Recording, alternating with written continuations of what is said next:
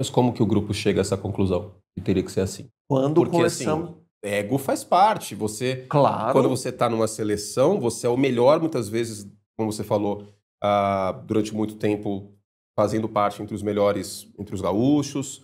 A seleção nacional, ela tem esse caráter de ser os melhores. E a gente vê muitos casos em outros esportes e o ego acaba esbarrando no outro. Quando que desmonta esse ego e vira um Vingadores? Vira, assim, Boa essa, eu não tinha escutado. a soma do todo é maior que as partes. Vingadores sem nenhum superpoder, né?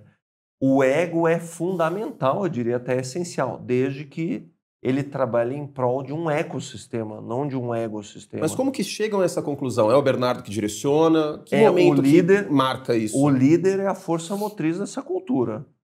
O líder, sem dúvida, é a força motriz dessa cultura. Desde que se estabeleça um escopo de trabalho onde cada um sabe qual é a sua função e a sua posição. Vamos tangibilizar isso aqui para quem está nos assistindo, inclusive. Então, nós sabíamos que o Giba, por exemplo, era um craque absoluto. E ele ia, sim, ser um dos maiores pontuadores do time. Mas sem uma boa recepção e um bom levantamento, ele não faria isso. Então, cada um de nós tinha clareza e consciência do seu próprio papel. A gente sabia que o Gustavo era o responsável pelo bloqueio. Nós sabíamos que o André Nascimento era o responsável em atacar aquelas bolas altas quando o passe não chegava. Nós sabíamos que o Serginho Escadio Líbero era o responsável em grandes defesas e colocar o passe ali perfeitamente para o Ricardinho, que era o responsável por ótimos levantamentos e driblar o bloqueio. Eu sabia que minha função era ser o mais eficiente e eficaz possível nos ataques e compor bem no bloqueio. Eu sabia que eu não era o cara decisivo do saque. Eu tinha que fazer um saque estratégico, que era um saque sem força.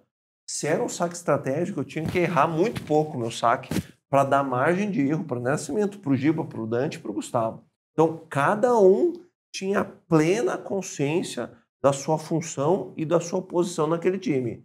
Posições diferentes, funções diferentes, mas na cultura que estabelecia que, mesmo ocupando funções e posições diferentes, nós tínhamos a mesma importância.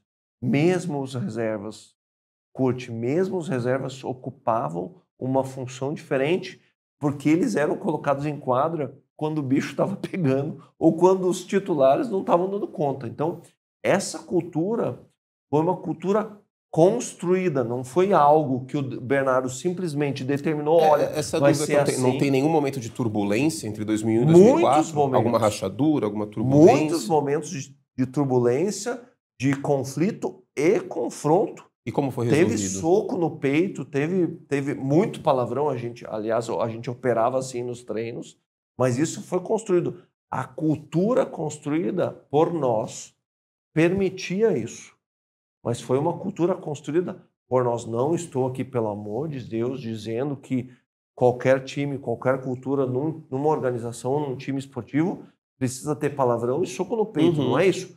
Nós construímos uma cultura que nós operávamos assim. Há uma cultura de conexão, interesse genuíno, onde nós nos importávamos uns com os outros para construir relações de confiança extrema, onde todos nós nos sentíamos seguros para falar o que a gente pensava que tinha que ser falado, para xingar um outro, para exigir o máximo do meu colega, automaticamente eu sabia que era exigido, para operar dessa maneira.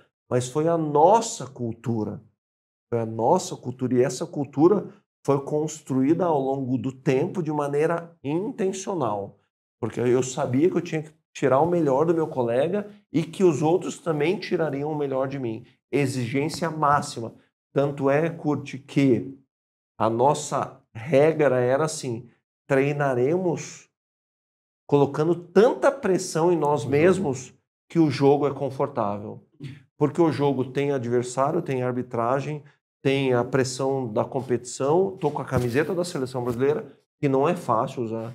Tem o Bernardinho, que é um louco, me exigindo ao máximo, mas nossos treinos eram infinitamente mais exigentes e infinitamente mais com mais pressão do que a própria competição. Mas essa é a cultura que a gente encontrou. Essa era a mentalidade ou mindset que a gente construiu, que a gente entendeu que deveria implementar no nosso dia a dia, porque o grande desafio do atleta, Kurt, é reproduzir na competição, quando está valendo, aquilo que ele fez durante a semana. Então, nada mais natural para a gente, naquele momento, que elevar o nível de exigência de segunda a sexta, porque sabia que sábado e domingo tinha jogo.